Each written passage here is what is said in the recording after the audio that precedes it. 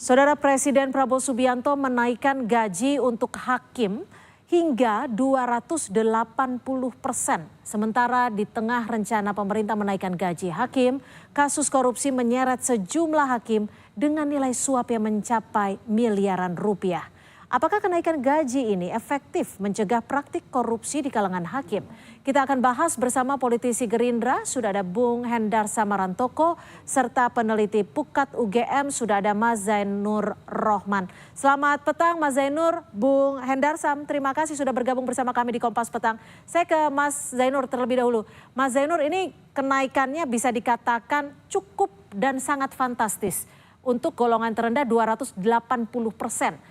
Tapi di sisi lain ada banyak kasus korupsi yang menjerat hakim. Tanggapan Anda? Ya, yang pertama kami apresiasi ya itikat baik dari Presiden Prabowo yang memperhatikan kesejahteraan dari hakim di Indonesia. Ini memang satu kebutuhan agar hakim bisa sejahtera. Tadi disampaikan yang 2 juta itu adalah gaji ya, tetapi di luar itu masih ada banyak tunjangan. Kalau di total take home pay per bulan bisa belasan juta untuk hakim dengan posisi terendah. Untuk hakim agung take home pay-nya adalah ratusan juta. Sekali lagi saya apresiasi, namun demikian ini bukan merupakan obat penawar untuk segala bentuk permasalahan korupsi di Indonesia. Ini tidak akan serta-merta otomatis menghilangkan korupsi. Yang akan direduksi adalah corruption by need, korupsi karena kebutuhan. Misalnya hakim dengan golongan rendah, tetapi kemudian ada kebutuhan tinggi karena sering mutasi, juga berada di daerah 3T sehingga kebutuhan hidupnya juga tinggi. Nah itu akan menjadi solusi korupsi karena kebutuhan. Tetapi untuk yang corruption by greed tentu masih membutuhkan langkah-langkah lain. Tidak bisa sekadar berhenti pada soal menaikkan gaji. Misalnya hakim agung. Ada hakim agung menjadi tersangka tindak pidana korupsi bahkan sudah diputus bersalah. Ya. Itu take home pay-nya ratusan juta. Ada tunjangan jabatan, ada juga tunjangan mengadili perkara. Kalau dijumlah bahkan lebih dari 200 juta per bulan rata-rata. Tetapi toh juga masih melakukan korupsi. Sehingga memang langkah untuk mencegah dan mengurangi korupsi di peradilan itu memang harus komprehensif. Menaikkan gaji hakim di satu sisi itu bagus, tetapi juga masih ada kebutuhan-kebutuhan langkah lain di bidang reformasi di peradilan kita, Mbak Cynthia. Ya, tapi Mas Zainur artinya ini tidak ada jaminan ketika kenaikan gaji yang cukup signifikan ini bisa menekan atau bahkan menghilangkan korupsi, nepotisme, dan juga sogokan terhadap dunia peradilan Indonesia. Ya, setidak-tidaknya mengurangi adanya tekanan karena adanya kebutuhan dari hakim terhadap kebutuhan hidupnya. Tetapi kalau dikatakan ini akan menghilangkan tentu masih sangat jauh. Ya, sekali lagi contohnya adalah hakim agung take home pay-nya ratusan juta toh juga masih menerima suap. Sekali lagi ini menjawab corruption by need-nya, tetapi by greed-nya karena keserakaan ini masih membutuhkan reformasi peradilan secara keseluruhan. Tetapi saya apresiasi untuk porsi yang harus diambil oleh presiden ini merupakan satu langkah yang tepat. Kenapa? Karena kan eksekutif juga tidak boleh mencampuri urusan yudikatif.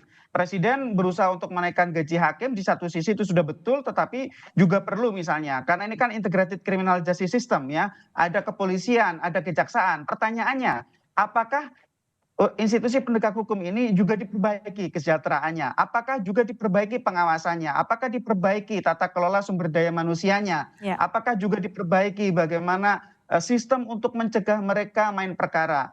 Juga di kelompok Bang Hendar Sam gitu ya, misalnya advokat gitu ya. Advokat kita juga sampai sekarang dari sisi penegakan kode etik sangat lemah. Ini kan kita barbar bahkan ada orang mengatakan gitu ya. Ini bagaimana di kelompok advokat yang juga menjadi bagian dari masalah. Itu kan juga perlu perbaikan di kelompok advokat itu. Sehingga memang sekali lagi saya katakan yang ketiga kalinya, ini merupakan langkah tepat tetapi masih butuh langkah-langkah lain untuk memperbaiki dunia peradilan kita. Ini tidak akan kemudian serta-merta menghilangkan korupsi dari dunia peradilan. Ya, Bung Hendar Sam, ini urgensinya sebenarnya seperti apa? Karena kalau kita lihat saat ini seperti yang dikatakan Mas Zainur bahwa banyak juga hakim-hakim yang take home pay-nya sudah cukup banyak tapi juga masih greedy gitu loh. Masih serakah untuk mendapatkan uang dari penanganan korupsi atau penanganan kasus. Ya, jadi satu dua kasus tidak bisa juga digeneralisir ini menjadi suatu stigma dan suatu pendapat untuk apa tadi ya tadi saya mengeneralisir semua hal itu tidak ada jaminan terhadap hal tersebut. Saya ambil dari hulunya dulu. Apa yang dilakukan oleh Pak Prabowo ini adalah merupakan janji kampanye beliau pada saat di debat perdana capres cawapres 2024 itu di tanggal kalau nggak salah di tanggal 12 Desember 2023 beliau menyampaikan bahwa untuk memberantas korupsi hal yang paling fundamental itu adalah memperbaiki kesejahteraan hakim salah satunya. Kenapa hakim? Ya kan? Karena apa? Hakim adalah garda terakhir daripada apa namanya itu pemutus di hilir suatu apa namanya itu proses hukum. Dan oleh karena itu ya kan sebobrok-bobroknya itu nanti di tingkat hulunya, tapi apabila garda terakhir di tingkat hilirnya ini sudah berintegritas, maka oleh karena itu ini merupakan benteng terakhir. Memang saya sepakat dikatakan oleh Mas Zainur tadi bahwa ini merupakan salah satu instrumen, tapi ya kan perlu juga dilakukan apa nama itu pengawasan dan internal dan eksternal yang kuat ya. Kemudian juga saya rasa dengan diberikan gaji apa dan insentif yang cukup, sanksi yang tegas juga harus beriringan dengan hal tersebut.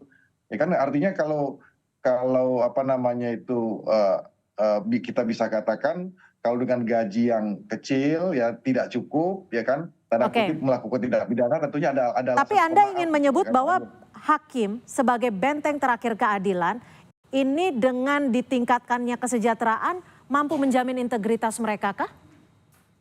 Iya kan gini, jadi harus dilihat kan gini, di beberapa negara ya seperti di Singapura, Denmark, Finlandia ini beberapa negara yang apa nama itu tingkat korupsinya itu sangat kecil, minim sekali ya, hampir bisa dikatakan tidak ada. Ini tingkat kesejahteraan hakimnya salah satu yang tertinggi di dunia. Nah itu kan jadi patokan dan parameter. Itu yang pertama. Yang kedua, ketika apa namanya itu penghasilan hakim ini tinggi, maka profesi hakim ini benar-benar akan menjadi profesi yang apa namanya itu favorit untuk di kemudian hari. Sehingga oleh karena itu akan menghasilkan ya apa nama itu anak-anak bangsa ke depannya, hakim-hakim yang berkualitas ya, bukan hanya secara moral, etik karena ekosistemnya sudah baik, tapi juga hakim-hakim yang mempunyai kapasitas yang unggul. Jadi ini kan akan menjadi suatu ekosistem dan efek domino yang berkelanjutan ke depannya. Jadi memang tesis tentang masalah apakah ini bisa dijadikan patokan bahwa dengan gaji yang tinggi kita bisa lihat di beberapa negara yang memang tingkat korupsinya sangat minim sekali. Mas Zainur, Anda tadi berulang kali menyatakan bahwa diperlukan pengawasan, diperlukan peraturan yang untuk memastikan bahwa ketika gaji sudah naik bisa berjalan beriringan. Pengawasan seperti apa yang paling tepat ketika hakim-hakim ini sudah menerima anggaran yang bisa dikatakan cukup fantastis ini? Ya, revitalisasi Komisi Yudisial. Komisi Yudisial itu sangat lemah posisinya saat ini.